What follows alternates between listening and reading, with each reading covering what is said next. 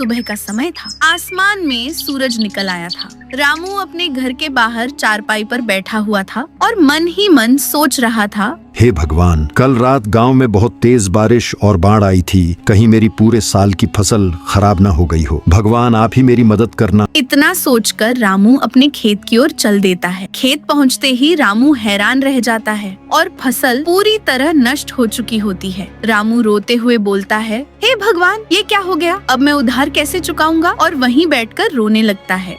तभी अचानक तेज रोशनी फैलती है और भगवान रामू के सामने प्रकट होते हैं। भगवान बोलते हैं, रो मत बालक, मैं तुझे ये जादुई चप्पल देता हूँ। इसे पहनकर जो दिल से मांगेगा उसकी इच्छा पूरी होगी। रामू चप्पल पहनकर मन में बोलता है, मेरी फसल ठीक हो जाए।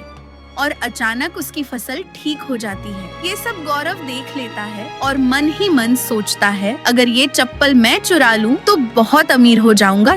रामू घर जाकर अपनी पत्नी माधवी को सारी बात बता देता है। दोनों भगवान का शुक्रिया करते हैं। तभी खिड़की से गौरव और उसकी पत्नी सारी बात सुन लेते हैं। गौरव की पत्नी बोलती है, आज रात चप्पल चुरा लो, फिर हम सबसे अमीर होंगे। रात होते ही गौरव चुपचाप रामू के घर में घुस जाता है। रामू और माधवी सो रहे होते हैं। गौरव जादुई चप्पल उठा लेता है और अपने घर चला जाता है। घर पहुंचकर गौरव चप्पल पहनकर बोलता है, मेरी अलमारी पैसों और सोने से भर दो। जैसे ही अलमारी खुलती है, उसमें से ढेर सारे सांप निकल आते हैं। तभी जादुई चप्पल हवा में उड़कर बोलती है, मैं साफ नियत वालों की मदद करती हूँ, लालची लोगों की नहीं। तुम्हारे लिए यही अच्छा है कि चप्पल रामू को वापस कर दो। डर के मारे गौरव चप्पल लेकर रामू के पास जाता है और बोलता है, रामू, मुझे माफ कर दो। रामू उसे माफ कर देता है। तो बच्चों, इस कहानी से हमें यही सीख मिलती है कि लालच का फल हमेशा बुरा होता है। अगर कहानी अच्छी लगी हो तो चैनल को सब्सक्राइब करो